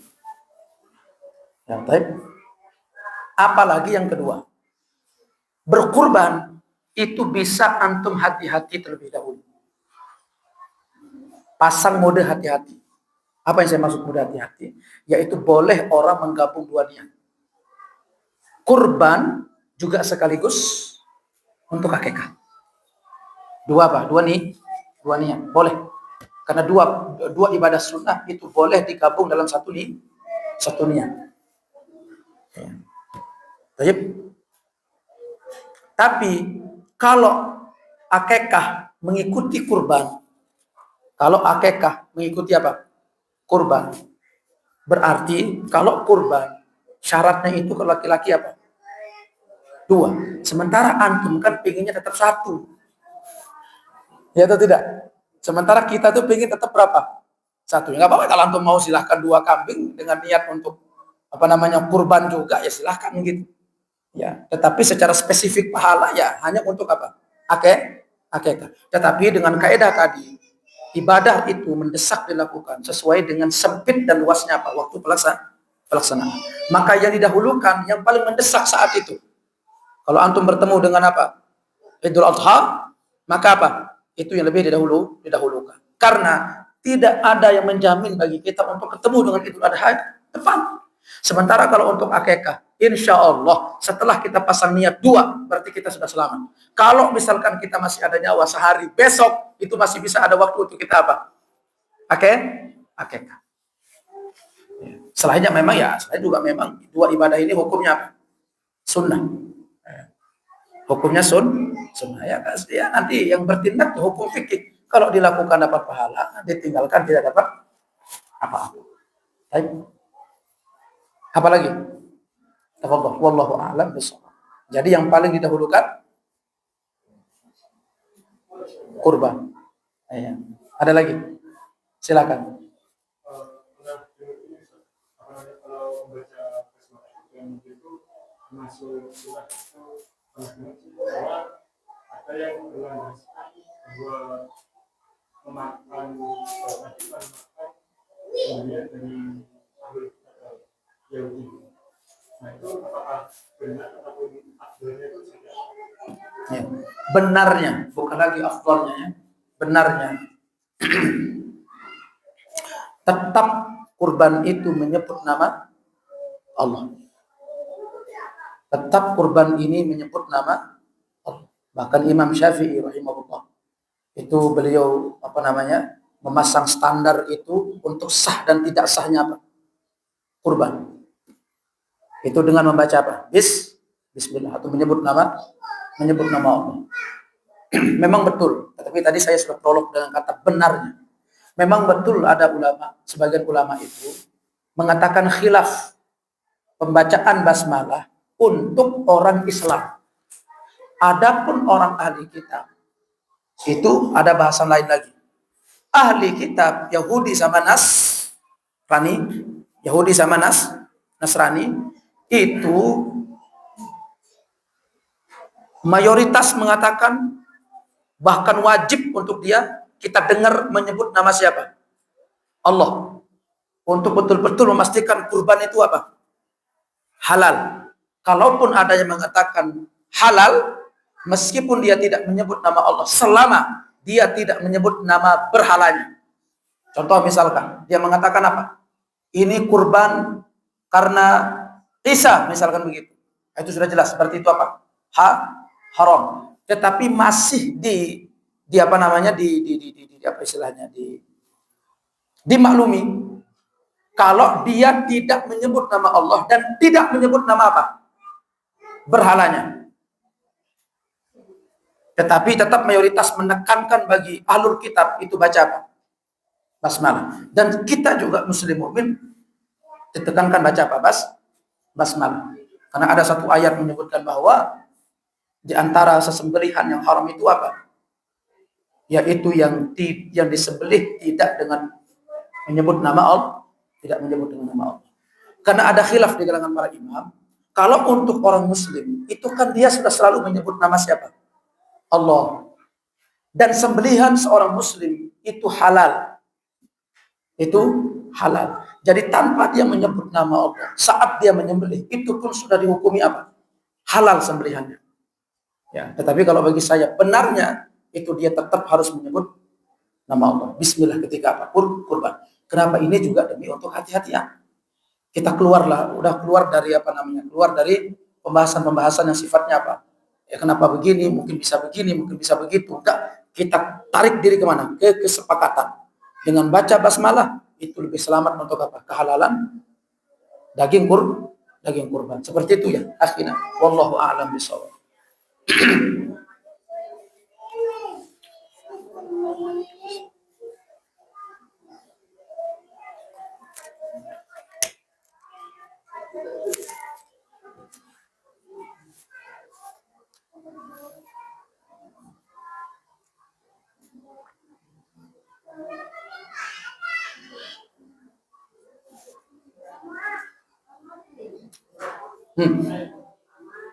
Bagaimana menyikapi ketika dulu zaman saya di sekolah dari SD, SMP, SMA, ketika Idul Adha, sekolah itu biasanya mengajarkan untuk meramaikan kegiatan kurban di sekolah, tapi memantau tarif masing-masing siswa. Saat itu kalau nggak salah sekian kali 50.000 siswa. Nanti setelah dikumpulkan uangnya sampai sekolah diberikan hewan kurban yang akan dibeli di hari Jumat.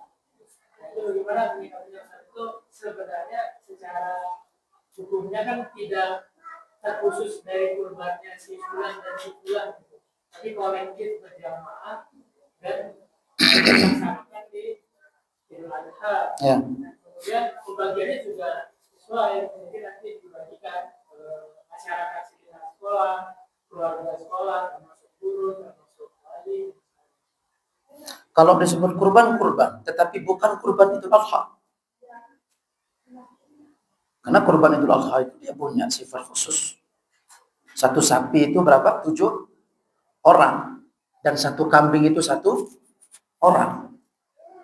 Tapi kalau misalkan di satu sekolah, misalkan nyuruh orang-orang anak murid yang iuran berapa? 50.000. Kalau mau dikatakan sebagai hewan kurban Adha, maka harus ada nama yang naik di situ. Maka harus ada nama yang naik. Enggak apa-apa misalkan sekolah misalkan ayo kita iuran untuk beli hewan kurban. Tetapi tetap ketika pengorbanan itu harus ada nama yang apa? Naik. Mungkin ini nanti bisa diundi caranya. Ya. Tapi kan ini juga nggak boleh kan maksudnya nanti. Masalahnya sudah ada pemaksaan untuk apa? Iuran. Apalagi nanti diundi. Berarti di situ ada boror. Apakah namanya turun atau tidak? Gitu. Nah, ini kan bermasalah ini. Ini kalau kita sudah akad begini itu nggak bisa. Jadi kayak judi jadinya kan. Ya nanti nama saya yang turun atau tidak begitu. Yang bisa dilakukan, dia harus jujur aja. Misalkan yayasan itu bilang, kalian iuran, kita akan beli hewan kurban atas nama nanti siapa? Yayasan misal begitu kan. Kalaupun misalkan masih ada perselisihan memang kurban atas nama apa? Yayasan itu gitu. Misalkan apa misalkan satu sapi misalkan atas nama apa? Yayasan. Tapi ya paling selamat itu harus atas nama orang gitu loh. Harus atas nama orang. Ya atas nama orang siapa misalkan? Ya taruh saja misalkan. Taruh saja misalkan nama tuan gurunya kah? Atau pemilik yayasan. Gitu kan dengan cara nyuruh orang apa? Iuran misal begitu. Atau mungkin jujur aja misalkan apa? Suruh murid itu iuran untuk beli hewan kurban untuk nanti ya diberikan secara sukarela untuk siapa bisa kurban dari wali murid. Atau misalkan begitu. Intinya kurban itu dia punya sifat apa? Khusus. Nah, yang salahnya yang saya lihat disuruh orang iuran, kemudian mengatasnamakan itu kurban apa? Idul Adha. Itu enggak masuk kurban, tetapi kurban biasa. Tetapi tidak mendapatkan pahala hewan kurban Idul Adha. Seperti tadi misalkan rambutnya dihargakan, kemudian darahnya dihargakan, itu enggak masuk kategori itu. Karena ini hanya kurban apa? Ya kurban biasa, kurban makan-makan sama ketua yayasan. Dengan siapa? Denganmu? Dengan murid. Paham aku? Wallahu a'lam bis-shawab. Ya memang hukum seputar seperti itu harus ada kejelian dalam menjelaskan. Itu sampai dia buka form itu di murid. Dia bilang apa? Iuran kurban Idul Adha. Itu secara akad saja sudah salah gitu. Secara akad sudah salah, ribet banget, bukan ribet, intinya aja yang enggak apa namanya enggak mendalami soal itu. Ya kalau mau iuran beli hewan buat makan bareng-bareng hari raya. Nah itu akadnya jelas. Jadi anak juga ngeluarin tahu nanti berarti dia akan makan daging sama siapa? Ya, jangan sampai nanti anak itu pulang udah ngasih tahu ke orang tuanya. Oh, kakak udah kurban. Kurban apa? Kurban Idul Adha. Iuran berapa? 50.000. Gimana ceritanya? Seperti itu. Wallahu a'lam bis-shawab. Arisan kurban boleh atau tidak? Nah, ya kalau kita tadi pakai Imam Al-Maqdisi rahimahullah. Ya boleh karena arisan itu hukum asalnya apa? Hutang. Berkurban dengan hutang itu boleh atau tidak? Ya boleh kan sebagian ulama. Asalkan tadi syaratnya sebagian ulama menyarankan bukan hutang dari hutang.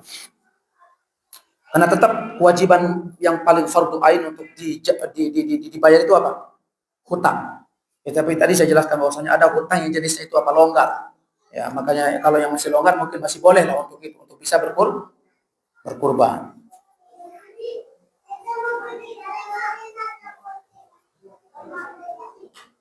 Berkurban atas nama orang sudah meninggal, boleh atau tidak?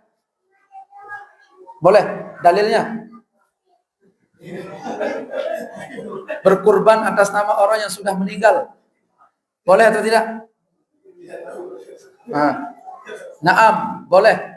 Dalilnya adalah tadi Rasulullah mengatakan ini kurbanku untuk ahlul baitku dan untuk kaum muslimin, dan itu umum, baik yang masih hidup maupun yang sudah meninggal.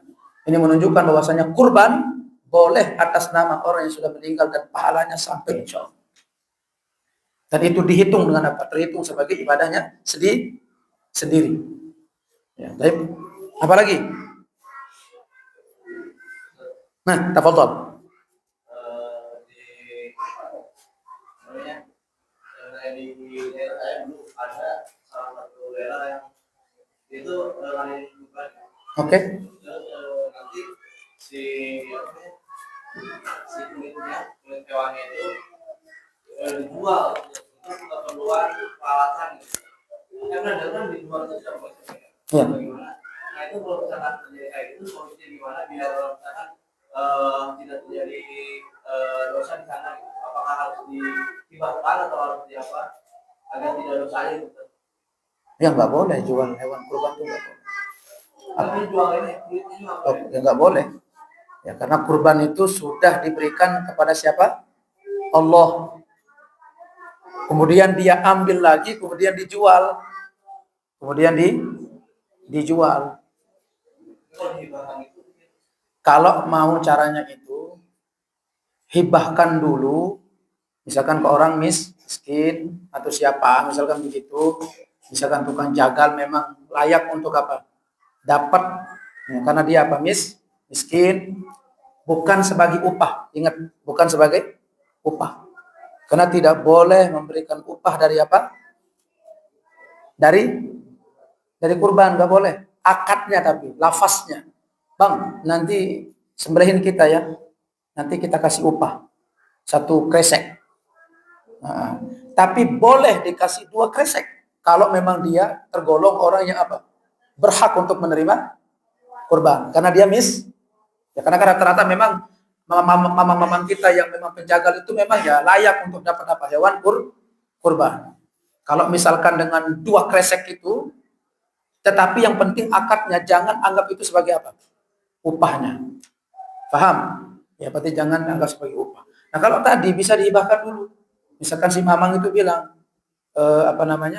ini bagi Mamang ya. Ya, terus ya terserah kalau dia sudah bagi dia, tinggal bagi dia itu nanti apa? Dijual. Nah, baru kalau itu kan sudah miliknya dia. Baru dijual. Nah, penjualan ini boleh kembali kemana? Hasilnya boleh kembali ke masjid atau untuk keperluan dan segala macam seperti tadi. Apalagi mungkin yang berhak mendapatkan itu bagian dari teman-teman kita mungkin kali kan ya. Antum akad sama dia, ini bagian antum ya, ambil kulit. Ya sudah, nah, dia akad lagi. Saya jual kulit ini kemana? Ke orang lain. Nanti bayarannya saya kembalikan ke masjid. Untuk apa? Untuk membeli peralatan. Akad itu penting teman-teman. Karena akad itu bisa merubah status apa? Hukum. Jangan kita anggap itu hal sesuatu yang remeh gitu. Ya. Dengan orang mengatakan aku nitip dan aku ngutang, itu memiliki status hukumnya apa?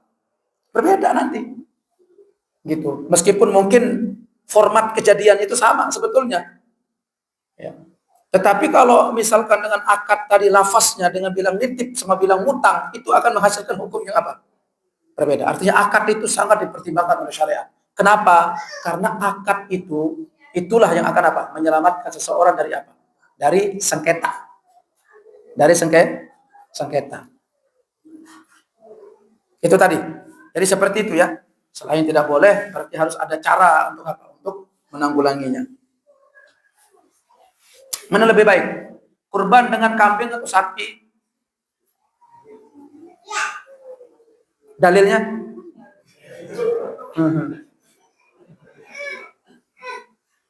Mana lebih baik? Kambing. Dalilnya?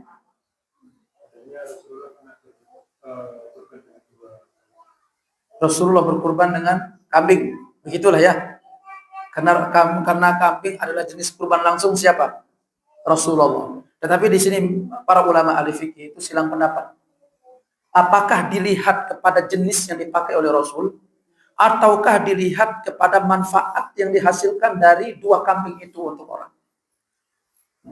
Kalau ada yang lebih melihat kepada jenis yang dipakai oleh Rasul, berarti memang ya kambing lebih utama.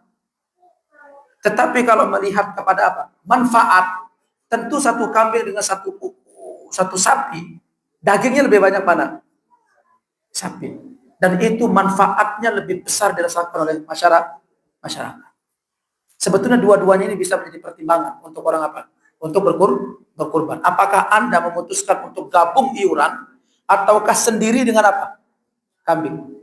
Secara pemanfaatan sendiri, sementara 1/3 daging itu untuk antum, sementara sisanya itu baru bisa bagi untuk orang. Itu jumlahnya apa? Sedikit. Tapi beda dengan sapi. Di situ kita memperoleh pahala yang lain dari sapi itu.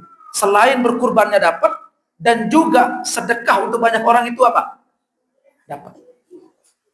Makanya ada ulama memutuskan bahwa iuran dengan sapi itu tetap lebih apa?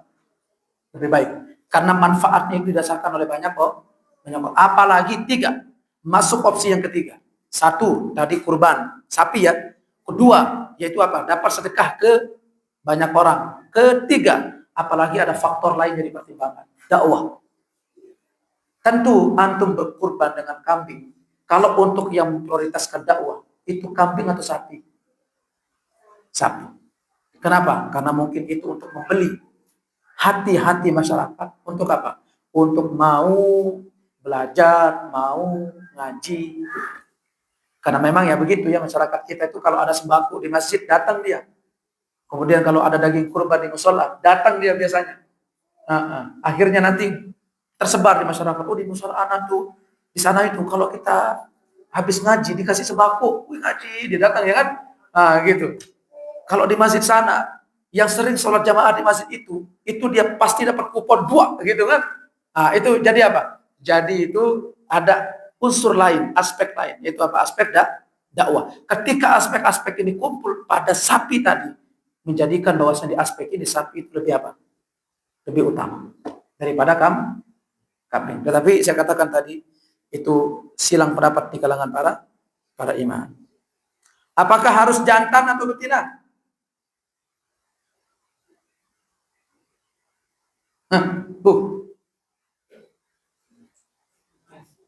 Bebas, ya. Bagus. Dalilnya? Iya. Ya, karena kambingnya Rasulullah tidak didefinisi ya waktu itu jantan atau betina begitu ya.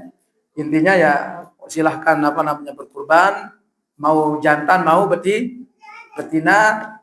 Ya. Tetapi ada ulama mengatakan yang penting paling bagus nanti dilihat dari segi apa? Dagingnya lebih banyak, lebih sehat. Kemudian lebih apa lagi?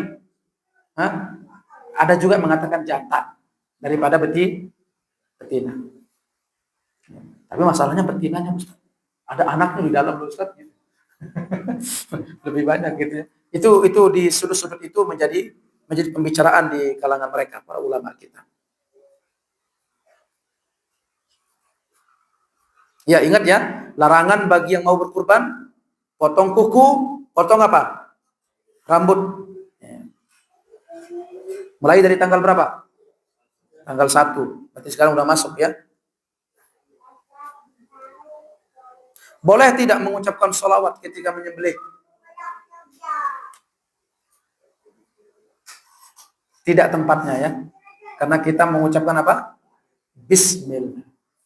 Ya, tapi kalau orang mau diiringi Allahumma sholli ala Muhammad gitu kan, ada kan orang lagi gitu di Allahumma sholli gitu kan, ya, biasanya orang awam seperti itu. Asalkan tidak melihat itu sebagai sebuah apa?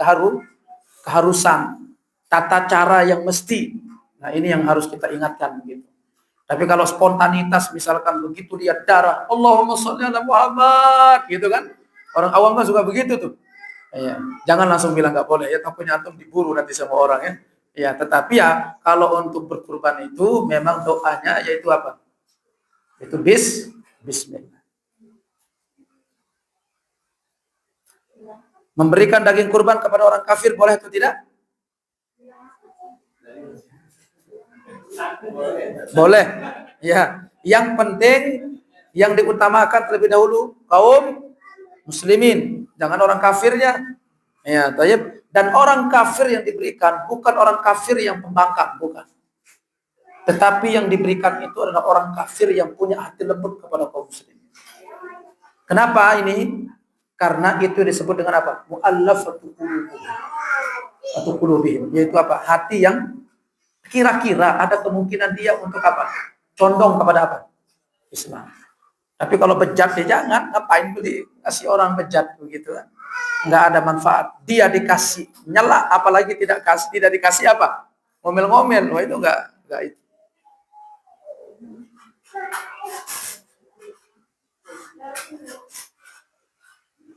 Panitia dapat jatah khusus dari daging kurban. Boleh atau tidak?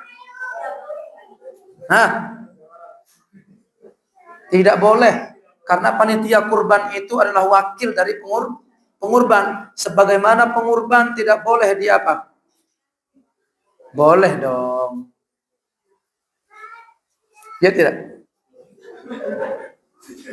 Panitia kurban. Boleh tidak? Boleh. Karena panitia kurban itu adalah apa? Wakil dari pengurban. Contoh misalkan. Tapi antum harus kasih tahu ya. Tapi harus antum kasih tahu. Misalkan contoh, Bang, ini wakil ya, Anda wakilkan ya. Tapi nanti begitu kita kurban, itu nanti kita ambil daging sekian ya untuk kita masak-masak panitia. Boleh atau tidak? Nah, ya kalau antum sebagai wakil, ya boleh lah. Ya karena kan hukumnya apa? Hukum dari orang yang mewakilkan. Asalkan yang mewakilkan apa? Memboleh. Kecuali kalau si pewakil bilang, oh saya mewakilkan tapi nggak boleh. Oh jangan antum. Kalau kayak begitu, berarti antum hanya menjalankan apa? Amanah kalau begitu. Tapi panitia jangan alasan ini lalu antum ngambil daging terlalu banyak ya. Ya. Ya, tapi kalau misalkan ada panitia seperti itu. Oke, mungkin seperti itu ya yang bisa kita apa? Yang bisa kita bahas. Ya mungkin saya tutup dengan ini ya sebagai penyempurna fikihnya. Ada pembahasan di kurban itu nanti tentang cacat. Nah, cacat ini dibagi menjadi berapa?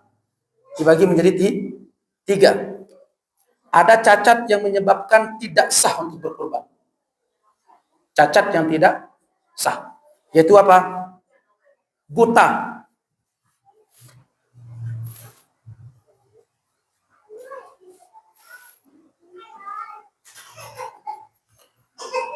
Buta sebelah nyata, apalagi buta dua-duanya. Ini cacat yang tidak boleh dipakai untuk berkurban. Kalau rabun gimana Ustaz? Memang ada kambing rabun. Nah, ya kalau antum tahu kambingnya rabun, dia mungkin bisa jalan gitu, tapi begitu ketemu pohon nabrak misalnya gitu kan. Ya, tapi matanya masih utuh. Sebagian ulama masih membolehkan. Tetapi kurang dalam apa? Kurang dalam nilai. Satu, apa tadi Bu? Buta. Kedua, sakit yang tampak sakitnya. Sakit yang tampak sakitnya. Ini kita lihat beli kambing ini, sakit nih kambing ini. Ya, kuning pucat kambing gitu. Ya, dari matanya merah segala macam sakit. Ketiga, pincang yang tampak jelas apa? Pincang. Pincangnya sampai nggak bisa jalan. Tapi kalau pincangnya misalkan masih jalan, ya mungkin pendek apa? Sebelah itu boleh. Kalaupun secara nilai apa? Kurang. Karena ini kita masalah kurban ini harus spek apa? Paling sempurna. Apa tadi pertama? Buta. Kemudian kedua? Sakit. Kemudian ketiga? Pincang. Kemudian yang keempat, terlalu tua. Sampai-sampai nggak punya apa? Daging. Dapat murah nih Ustaz. Dia lihat, ya Allah kurus amat ini ya. Terlalu apa? Terlalu tua. Kambing terlalu tua. Sampai nggak punya apa? Nggak punya daging. Adapun jenis kambing yang makruh dipakai untuk berkurban. Kalau tadi apa? Tidak sah, tidak boleh dipakai. Kalau ini apa? Makruh. Ya. Masih boleh. Satu, sebagian atau keseluruhan telinganya itu terpotong. Sebagian atau keseluruhan telinga apa? Terpotong. Ya karena telinga ada, telinga nggak ada itu nggak terlalu penting ya. Karena orang makan telinga, ya dagingnya yang paling apa penting. Tetapi apa? Makruh. Terus yang kedua, tanduknya pecah atau tanduk apa? Patah. Ya.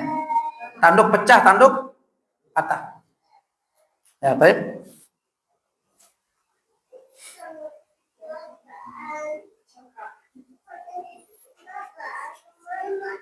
Ada faktor-faktor lain kalau untuk yang kurang ya. Seperti misalkan kalau gigi ompong gimana? Ya sama seperti tanduk pecah, gigi ompong atau tidak ada ekor atau misalkan apa? Hewan ya atau tidak ada hidung. Kan bisa jadi kan ada mungkin pernah tubruk sama satu hewan patah apa? Hidungnya. Nah, ini bagian dari apa? Yang mengurangi dari standar apa? Nilai hewan kurban. Baik, wallahu a'lam bishawab, antara yang sah antara yang tidak sah dengan apa? Makruh. Maka kita harus keluar dari konteks itu untuk mendapatkan jenis kurban yang apa? Sempurna. Sumsumnya, dagingnya, umurnya, usianya, dan juga kelengkapan dari apa? Aksesoris dari hewan itu. Seperti telinga, hidung, juga apalagi tanduk begitu ya. Wallahu a'lam bishawab. Cukup? Ada pertanyaan lagi? Enggak ada? Pas jam 10 ya. Baik teman-teman, semoga ini jadi mukadimah yang bagus, yang baik. Seperti tadi saya katakan, musola kalau ingin mengadakan kajian, silahkan. Nggak usah terlalu mikir yang apa, macam-macam mikirnya ya. Gimana nanti ustadznya begini, ustadznya harus kasih apa, nggak usah. Yang penting apa? Antum mau ngaji, itu sudah sangat bagus. Karena itu bagian dari apa? Bab memakmurkan masjid. Ya. Dan semoga Allah memberikan kita apa ya, kekuatan untuk apa? Selalu memakmurkan masjid-masjid atau rumah-rumah. Wallahu a'lam bishawab. Semoga ini apa yang kita sampaikan menjadi pelajaran, menjadi ilmu, dan Allah Subhanahu wa taala semakin mempertambah keimanan dan ketakwaan kita. Dan ini yang bisa saya sampaikan. Kurang lebihnya saya mohon maaf. Semoga nanti ada waktu lain kita bisa berjumpa di pelajaran-pelajaran berikutnya. Wallahu waliyyu dzalika wal qadiru alaih. Kita tutup ya. Subhanakallahumma wa bihamdika asyhadu an la ilaha illa anta astaghfiruka wa atubu ilaik. Assalamualaikum warahmatullahi wabarakatuh.